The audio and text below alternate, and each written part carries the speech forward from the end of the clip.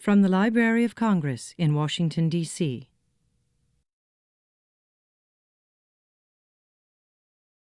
Poet laureate for the District of Columbia, Dolores Kendrick. Ladies and gentlemen, you are in for a very special treat this afternoon. In Washington, if you spend your time listening to, yes, and writing congressional speeches, it is a relief and indeed refreshing to know that magnificent poetry can be written even in Washington.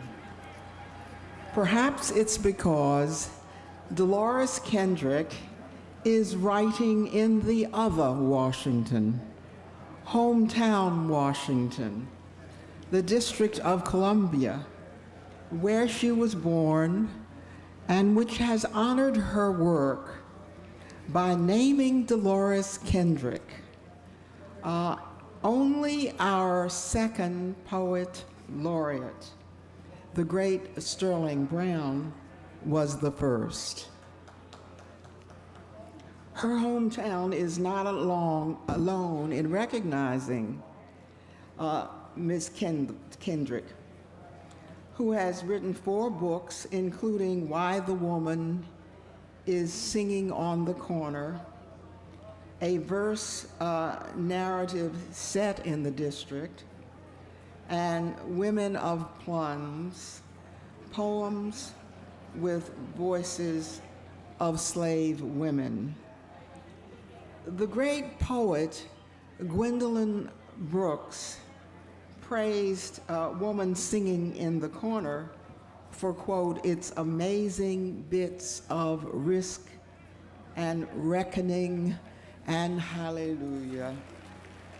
The poet Grace Cavalier, and producer and host of the Poets and Poem from the Library of Congress, hailed Women of the Plums for, quote, establishing Dolores Kendrick as a major figure in American letters, giving us new hope for this country's literature, end quote. Her many awards would impress you, but in my limited time, I want to give you a sense of what it takes to become poet laureate of this disempowered city without a final vote in Congress, subject to raw interference, even with spending its own local funds by a Congress that had nothing to do with raising them. Dolores Kendrick's work shows all of the aesthetic and intellectual hallmarks of great poets. But unlike many of them, she does not want to be, quote, invisible, end quote.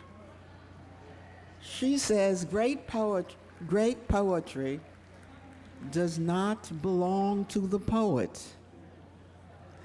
Ms. Kendrick is used to sharing what she knows and what she feels. She began as a teacher in our public schools and helped fund our School Without Walls, one of our very best. Dr. Kendrick is very much one of us. She represents a deep part of what it means to be the District of Columbia in transition from the old segregated DC to a cosmopolitan city. She was educated at Dunbar High School, known for storied graduates in the days of segregation, among them former Massachusetts Senator Ed Brooke, who grew up in LeDroit Park, here, as Ms. Kendrick did. She has insisted on making her poetry available and on inspiring other poets. Ms. Kendrick's Young Champion Poets program is an annual competition between two of our high schools, Duke Ellington and McKinley. She spreads her poetry in new and innovative ways, writing on public sculptures, for example. Stop by Journeys, a sculpture at the New York Avenue Metro station.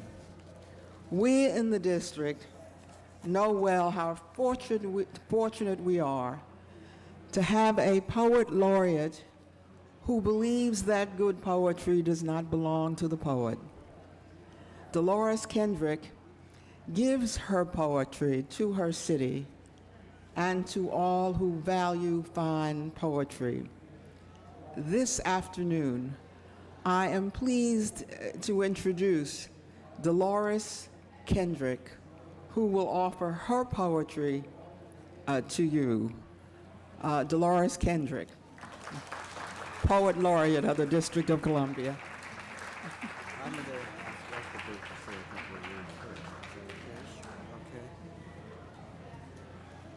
Thank you, Representative Norton. This is such a special introduction that we're going to have a couple of words from another figure in Washington literary scene before Dolores actually speaks.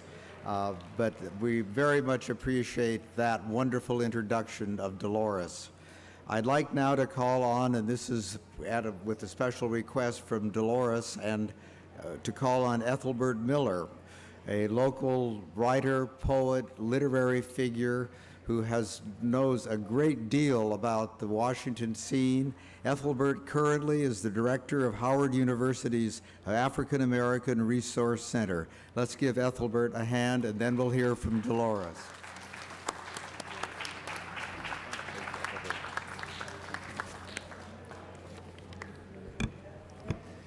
In 1984, with the help of Grace Cavalieri and James Early, I helped establish the Poet Laureate position in Washington, D.C. The idea was initially a way to honor Sterling A. Brown, a man who until his death in 1989 was often called the Poet Laureate of Washington, the author of such memorable poems as Ma Rainey, Long Gone, and Strong Men.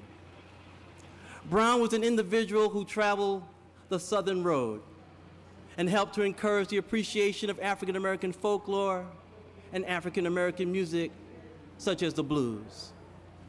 In 1999, the honor of Poet Laureate was bestowed on Dolores Kendrick. What this woman has done for 12 years has been remarkable. In many ways, she is our First Lady of Poetry. She has been a model of dignity on and off the page. When the word is truly spoken, the name Dolores Kendrick will be placed next to Robert Hayden and Gwendolyn Brooks. Here in Washington, there are politicians and word magicians. This city is a place where the most courageous are often found working alone, searching for the wonder that will make love to our ears. This city is the home to a choir of poets, a congregation of men and women, a family of friends and lovers, a city of believers. Say the names Holly Bass, Sarah Browning, Abdul Ali, Kyle Dargan, Myra Sklaroo, Rose Berger, Kenny Carroll, Joe Ross, Sandra Beasley, Derek Brown, or Terry Davis, and there is no need for song. Poetry is what we do here.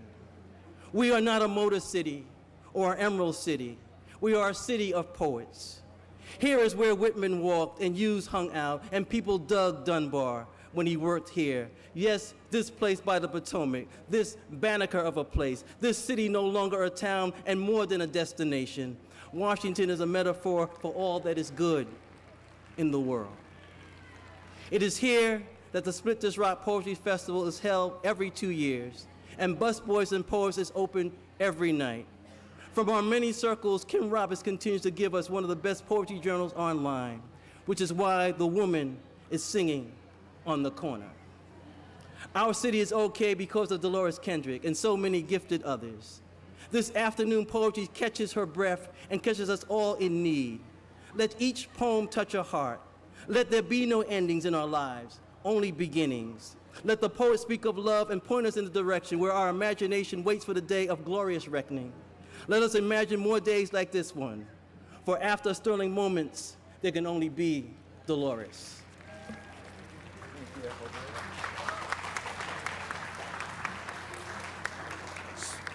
So by way of Delegate Norton and Poet Miller, I bring you Dolores Kendrick. Dolores.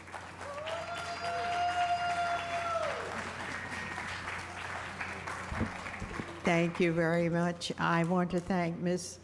Norton for coming and introducing me, and Ethelbert, who created this office for me. Mr. Cole here, who has been very supportive of poetry in the whole United States, but certainly here in DC. And Mr. Billington, who has done this magnificent program for all of us. I'm very grateful to you. And I speak for others who are grateful to you for having this one moment in a time of chaos for us to sit and enjoy and appreciate one another. I'm going to do something today that is has become a part of my life. I believe that poetry has to work in everybody's life, and there has to be a moment when the poet and the reader are one. I never realized that so much as when Chandra Levy's mother, and I probably heard of Chandra Levy, who was the girl who was murdered, and there was a big trial about her murder, and her mother came here and sat in the courtroom when the man who was accused of the murder and was really found guilty. But somebody told me after the trial was over, somebody came up to me and said, Dolores, are you Dolores Kendrick? This woman came from nowhere. And I said, yes. She said, are you Poet Laureate of Washington, D.C.? And I said, yes. She said, do you know Chandra Levy's mother? I said, no, I don't know her. She said, well, she made a statement after the trial, and she said, you need to look up the statement. And I did. I called the DA out in Maryland, and I got in touch with them. But I did see the actual quote in which she talked about many things, but she talked about the fact, has she not read a poem by Dolores Kendrick? And to this day, I don't know what the poem was. She would not have been able to get through that horror that she was going through. Now, if poetry touches people like that, then that poetry is doing its job. It's as good as the reader. Another example I can give you is when I was with James Baldwin up in New England, and he and I were sitting down talking to one another, and we were at an inn, and the cook came out, this man came out of the kitchen. Now, I was in Exeter, New Hampshire, where there was probably only 2 black people in that city, and that happened to be Baldwin and me. And when this man comes out, he's a cook, he has a big hat on, and he's carrying a few books. And he walked up to Jimmy and he said, sir, will you autograph these books for me? I'm the cook, but I read. And I said, Jimmy, you can get every award in the world, but it will never touch that man has been so touched by your work. I've had several instances I could go on, but if I did, you wouldn't hear any poems. So I am convinced that it is the poem and the person, and at one point the reader can own the poem, and I'll tell you how that works in a minute. So today I'm going to read a series of poems that have been asked for by various and sundry friends and people who read poetry. They're not all poets. And I will read these poems to you today, or excerpts from them for you today.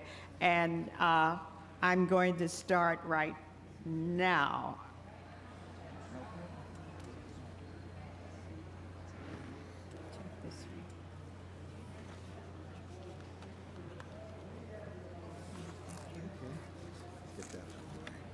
I think, John, I'm going to start here. Yeah, okay. Okay, put that back in. Yeah. Are the books in there too? Could you take all the books? I'm going to start with a poem called Canticle of a Black Lady, and this poem is from the Women of Plums, and it was asked by Pat Parnell, who is a poet in New Hampshire.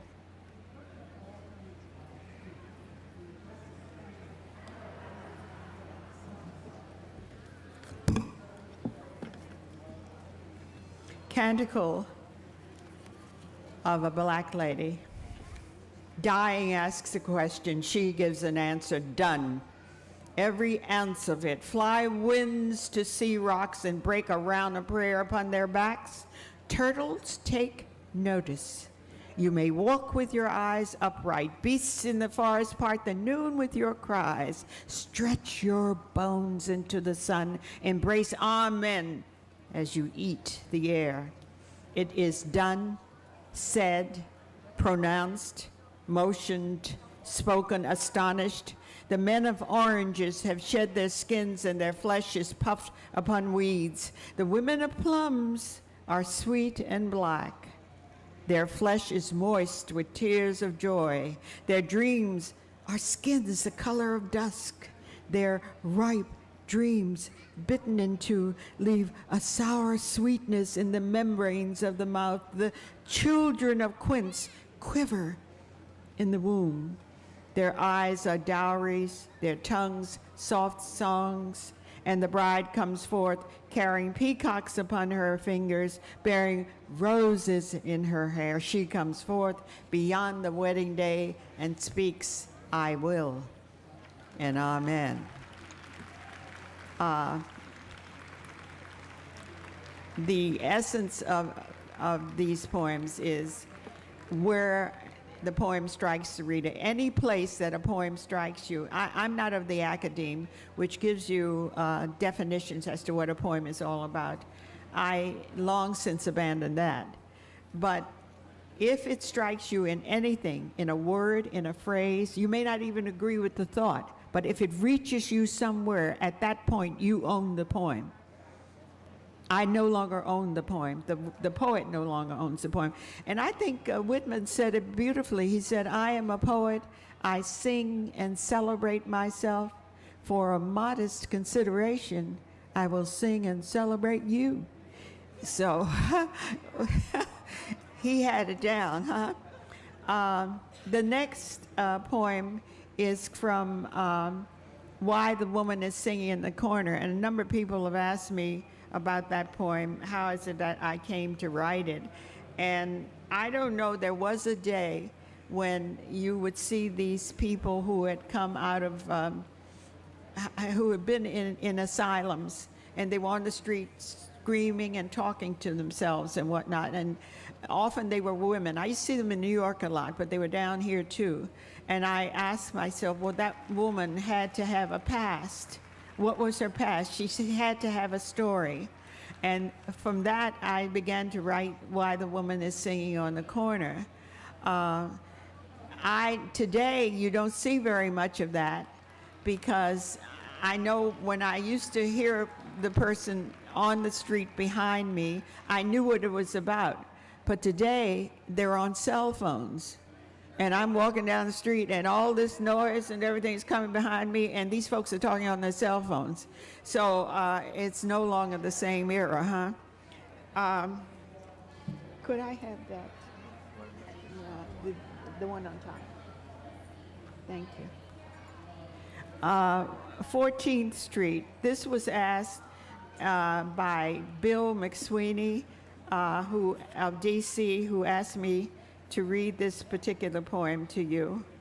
And it's when this lady is about to lose her mind. Now, what I want to make clear is that I modeled her after Ophelia in Shakespeare's Hamlet, because Ophelia, this woman cannot stand abandonment. She's being abandoned all the time.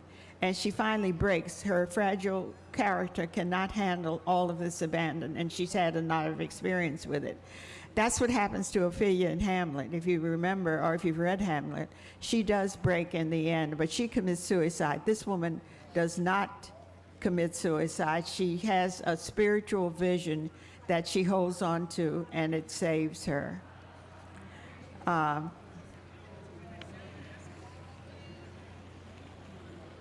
Okay, here we go.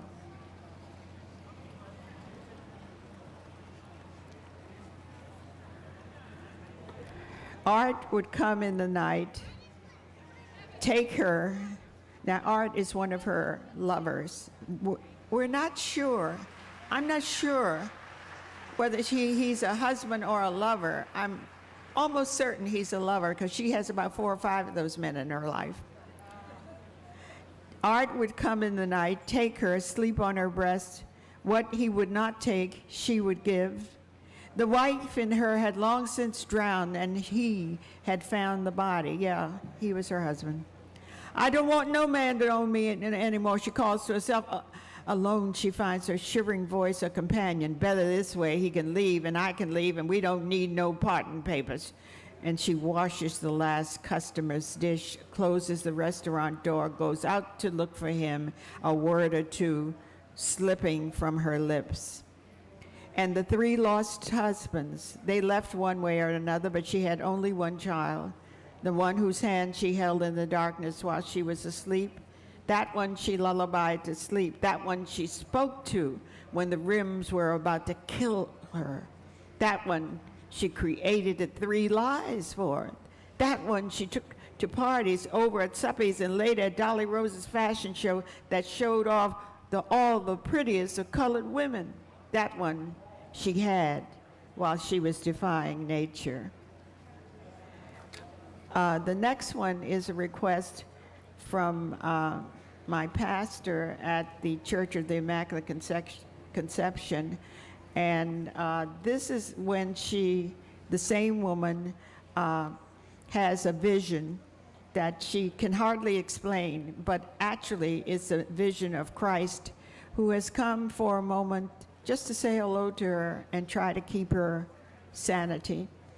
A man came in and asked for water. She served him. He drank slowly, deliberately, and watched her borrowed face. Then he left. And all the while, she seemed given to him in some strange way. On the counter was a large tip, and the glass that held the water stood brightly touched by a song of sun. He knows me, she thought, from somewhere. He knows me. And she moved her aching fingers over her withering brown hands. Horizons are in her mind. She hears a voice. This is the place to draw water. If you are thirsty, I am. Announce me. But you have no bucket, she says. You have. That's all I need. And what am I to do, she asks aloud. Give me your misery. Forget mine. His voice becomes Tolly Boggs, who is sitting on a stool at the bar, staring at her and wanting a beer. What's your misery, Tolly? She says. My wife ain't home, he smiles, and it's time for some libation. I need some oiling.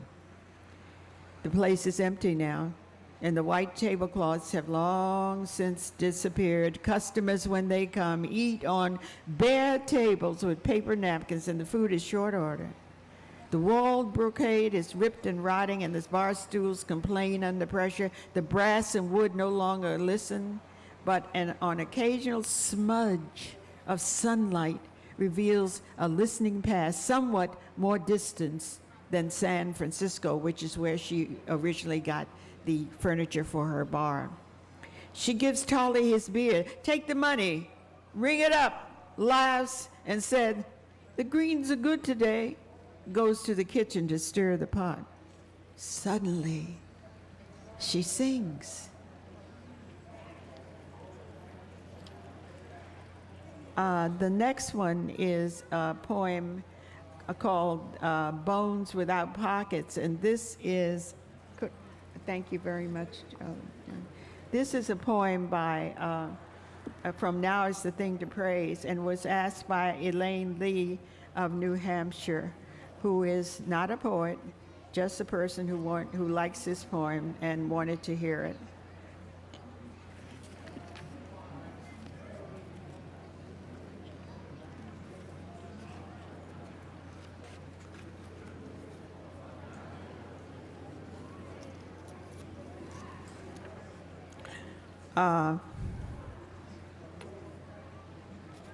Okay, as soon as I can get this straight, page 76, okay, here we go. Never mind that last touch of quail that scampered down the mountain as she heard your footsteps, or the chipmunk that ran under the wooden bridge when your wavering shadow reached its ears, or the woodlilies that died after you picked them, or the cook who plunged from the castle when the landslide hit the mountain and washed the kitchen into the sea, or the man who jumped in your dreams until you were abandoned, unidentified, or the beggar who spilled coffee on your dress when asking for money for another cup, or the swollen black white man who didn't know his blood and picked a revolution for you instead of an afternoon in his mother's house, or the endangered species of friends and family who embrace one another while words soar on the table, or the little lies that mark the end of a good book or a straight poem, or the hollows in the ground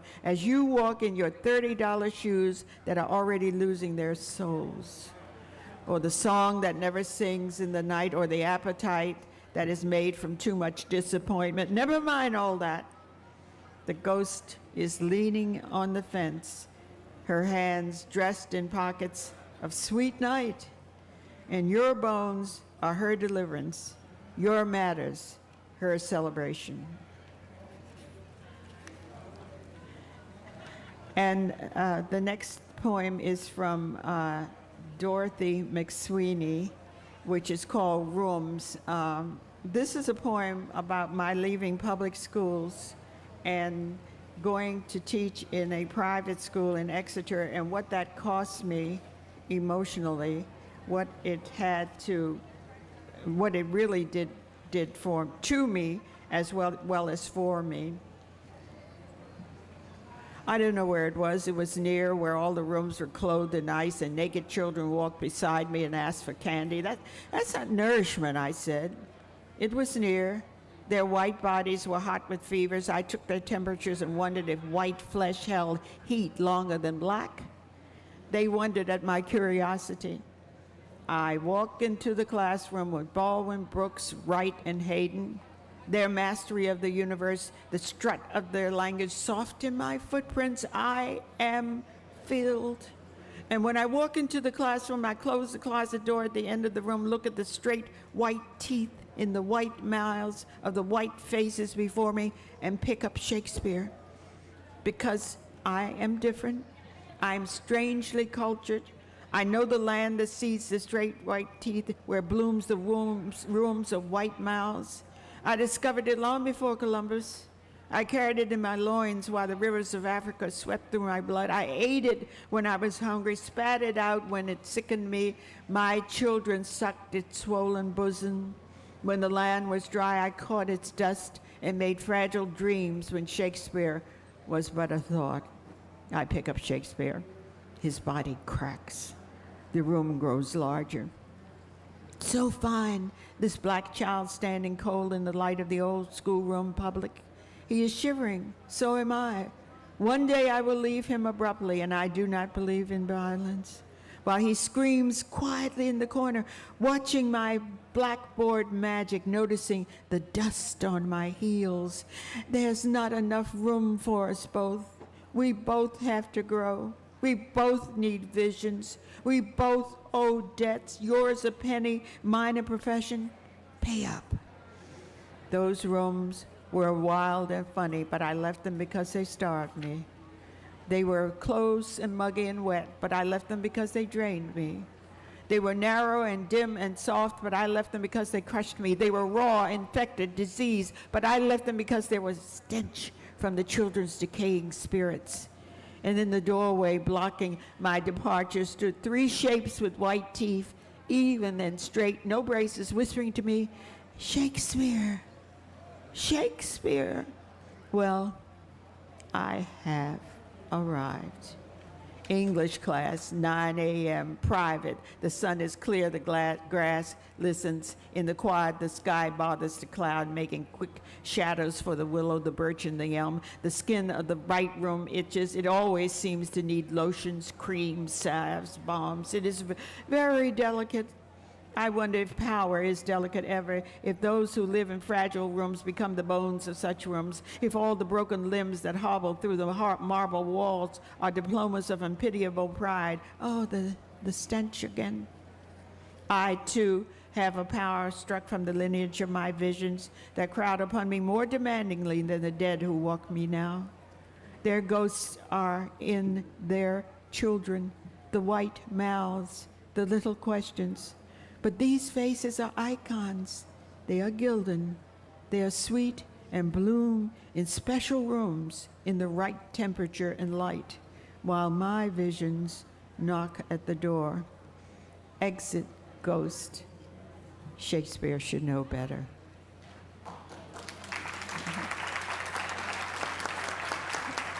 Thank you. Thank you. I'm going to read a poem from a brief part of a poem called Cardinal and Summer, because I met my friend of many years. She and I had gone to the same college, but really didn't know each other. But she saw this poem and realized, and we took a course together, and she said, "You're Dolores Kendrick." I said, "Yes." She said, "I love the poem Cardinal and Summer." And this is Regina Gervais of Washington, D.C., and she asked me if I would read the poem. I can't read the whole poem, but I will read part of it for her.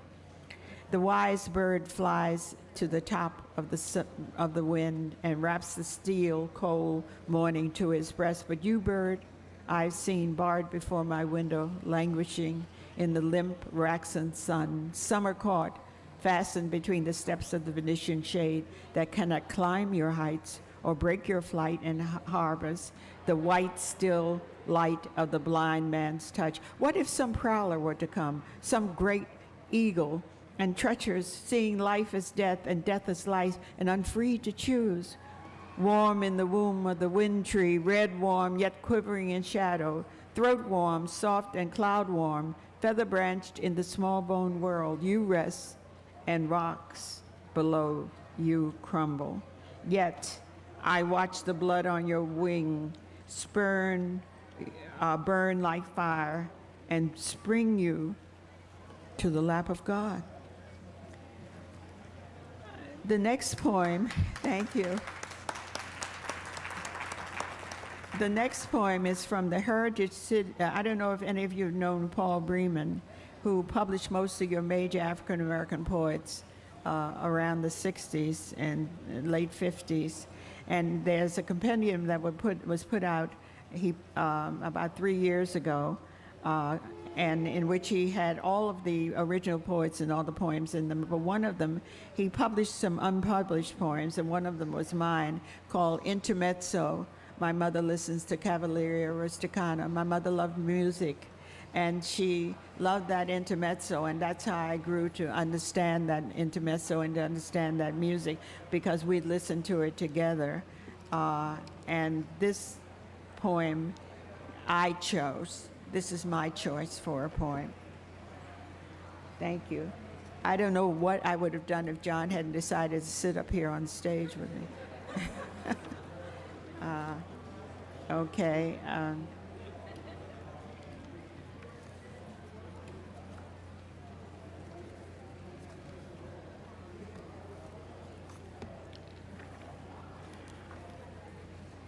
In my mother, I have to tell you that the NPR asked me to write a poem for Mother's Day some 3 years ago, and this is the poem that I wrote.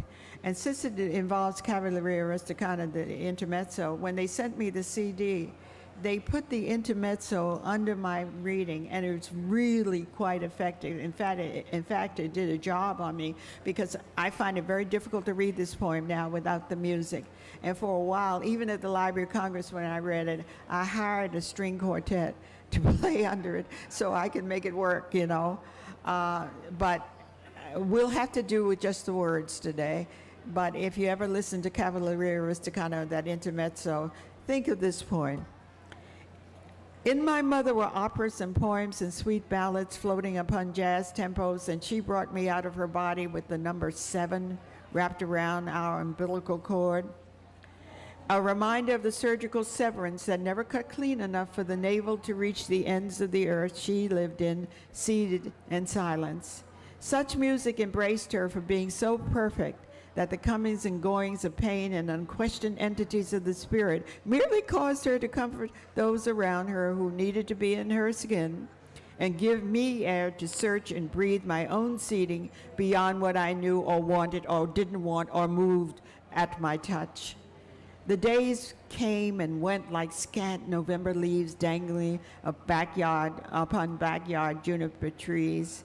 Songs of sweet acapellas in burnt umber flowing through the wealth of arias settling with her managed sight and strained pieces of memory, for she knew how to sift the comfortable from the catastrophic, and she knew the patient sound of solos put into her morning breast.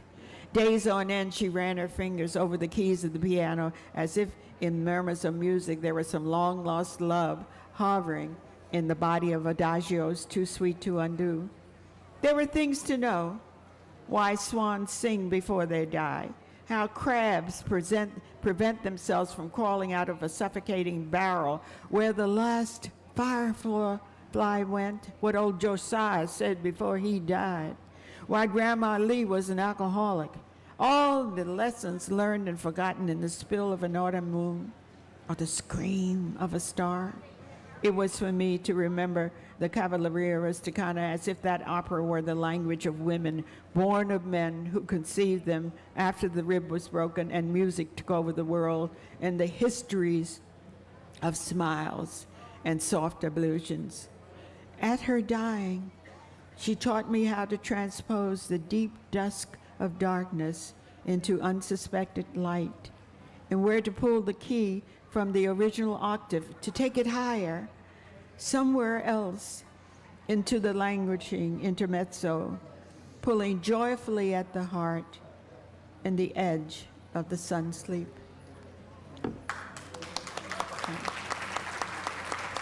Thank you.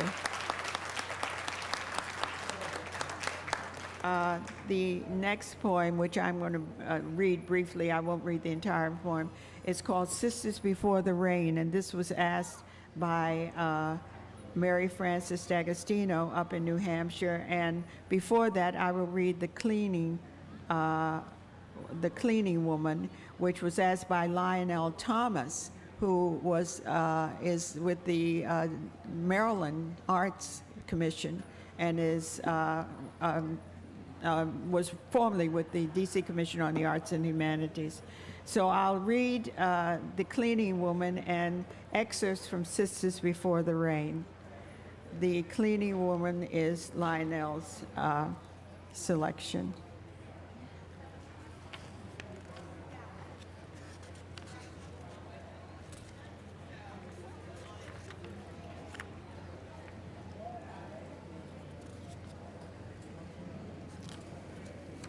If you held her, I have to tell you that I read this at the Kennedy Center at an event that we had there, and it had not been published. And then it's about cleaning women.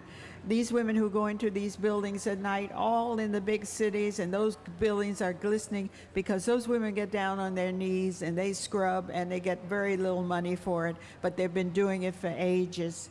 And at that night, there was an actual cleaning woman there, and she asked if she could have the poem. And I had to tell her that the poem was not published at that moment, but as soon as I got it published, I would be able to give her a copy.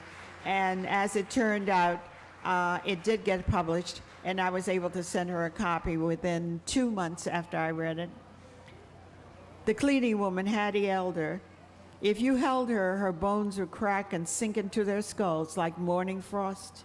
You would not know that her body had scrubbed its way into the flesh of the dreams of her husband and children and grandchildren with every swing of the mop or fall of floor, that held the footprints of executive suites in old malleable buildings, or that she once made peace with little impudent dreams that called to her in a language she surely felt but never completely understood or wanted to know. As she was conflicted and giving to art things, old things, things that predestined her to that of caretaker. If you dared to touch her, woman of so many years of benign love, the living of which comforted her in pale and impossible moments, you would know her bones and how gnarled hands carried with them a rich and profound blessing that was even too heavy for her to bear. So she was thankful for the skin of her dreams, thinning it as the days went by. She was thankful. And if you dared to touch her, you would know what she meant as she searched your face like the road leading to her tiny house, the bone and home of it in whatever traveled in your eye. Her tidy floors were her floors. No one else could clean them as well as she, and whoever walked upon them had been blessed by her. She took pride in that, and a certain care that outlasted the pain she felt in her legs, the arms and back, and the wheelchair she knew awaited her for her trouble. Sometimes the buildings talked to her, and she talked back while riding the midnight bus to home, and what there awaited. And you would know, if you dared to touch her, that her presence was what counted, even as her fragile figure beckoned you into a shelter of whatever is permanent, for touching her would expose your mortality. But if you were fortunate, you would direct your eye to a black and golden butterfly, the monarch of the lens of all your fallible senses. And you would see her enter into its wings for a midnight nap, while the executive suite smoldered and brightened and beckoned in the dark.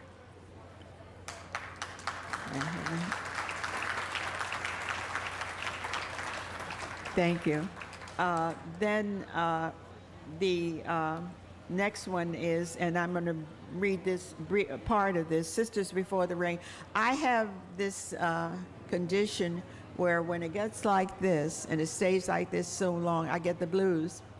So I have to find a way to move myself out of that, and if it rains, I really have to find my way out of that. So I talked with this friend of mine, Mary Frances D'Agostino, and decided, well, the best way to get that fixed is to go out in it and to face it. And she and I talked about that, and this poem was the result. The rain has come today, breeding a moisture of fallen things into the soil of my life. Falling weather, my mother called it, weather that falls, captures, embraces, does not ask an account a deferred payment of lingering circumstances. It bears a wise. As the watery sky invaded my little world of well-kept rooms, blooming in paints and colors framed because their energies of light powerfully were somewhere hidden in the hidden hollows of cohesive corners and things that move in darkness, or the gray matter of rinsed resistance to forms and shapes that manifest themselves in a lamp of light, a glass, a cup, a phonograph. You called and told me that it was raining in New England. It was raining here too, I said. Here too. I must fight the dark that rain carries. I must remember wherever it lives. That's just part of that poem. There's a little more to it, but I thought I'd introduce it to you. The other poems are coming from the Women of Plums. Now, I don't know if I have time to read all of them. The four, one is from Martyrs. You do have time for one. You'll be okay. I have time for one. Okay. I don't know which one you would like. Those of you who know my work, one is Peggy and Killing, and the other is. Want to have a vote? And the other one is Hattie on the Block. Okay. Hattie on the Block. Okay.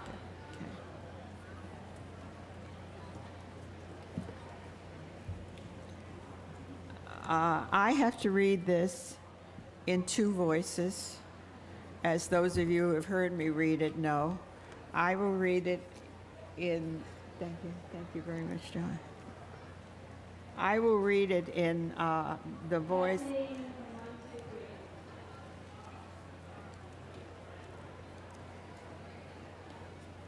This is the slave women. I didn't know that slave women would stand on the block and challenge the people who were buying them. I did some research and found out that they did. And this is Hattie, who did not want her daughter sold without her. So she stands on the block and defies the audience and defies the people who are there to buy her daughter separate from her. She's a very extraordinary woman, I think. Now, I'm going to read it when she's talking to the audience and the slave people who are about to buy. And then as she talks to her daughter, she changes her voice. Remember me? I'm the woman you nailed to a tree after the twilight died. Carrie, you be still now. Don't make no noise. Mama will protect you from all the shouting, the screaming, and bidding that's going on right now. Hold on. Hold on to Mama. Won't be long now. They done their lunch. They done had their lunch, and something will happen to take the fear out of your bones and the sweat off your eyelids and drain them to the sweet winds for the birds to eat. Something will happen. Happens that I be a slave woman. Maybe that makes me property, not a human being like all you who come to buy me. See if I'm sturdy, can hold ground, can withstand the elements, bear fruit when the seed is in me like the Lord's land, sing for my supper when the seasons come. Give death the mortgage on my bones. Don't come near me. Stay away. I'm not buyable yet. I'm a bit unleavened. Still, Carrie, be still, child, don't cry. Don't let them see you cry, honey. There's a victory in that. Keep the tears in and out of your they sight. Hold on to my apron, tear it if you want. Hold hard while we crush the evil pushing its way through that crowd of shoppers yelling before us and standing there mocking us with money and all the changes in the temple. But they all look good, don't they? Nice coats and trousers, bride shoes, sturdy hats. Ever seen a finer looking peoples than that? Evil be pretty sometime, don't it? Money look good, even if it be for your soul. Souls can't be bought. I won't be of much use to anybody who buys me without my carry here. I be crippled, needing crutches. Who gonna pay for them?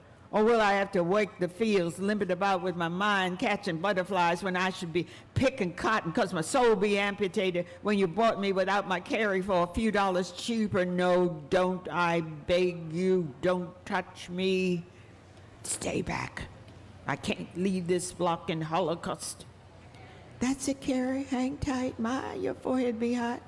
Fever coming on, I expect, and your mother's fever gone cold, making it more dangerous when it be exposed to the elements that gather up around here now. This early, bright morning spoiled and festering in the mouths of all these happy buyers who need the disease of your mama's wrath so they can recover from their own dying. Dying today if I be sold without my carry, I promise you that. Look on us before you lay your money down. What we cost, $2,500, good price. Buy what you breed. Masters, owners, buyers, fathers, sons, take vengeance on your dollar. God help me, I be his maidservant, I be his witness to this sale of woman flesh in the 28th year of my delivery. Carrie, look, wipe your eyes, child. See, they finished the bidding. Money be paid, we's together. God heard my halting words through the ears of these deafened people, you and me, from this strange pulpit. Look lively, child. We be sold, but we ain't bought.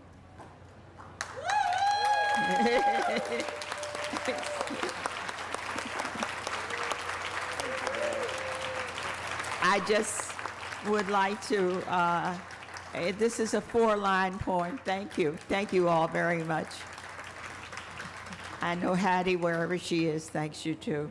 I'll just end with this 4-line poem from a young woman who's in love.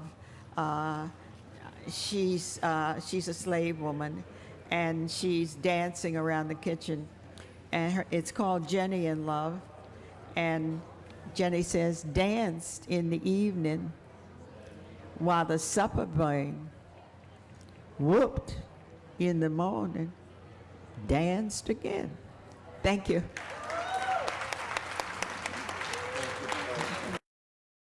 This has been a presentation of the Library of Congress. Visit us at loc.gov.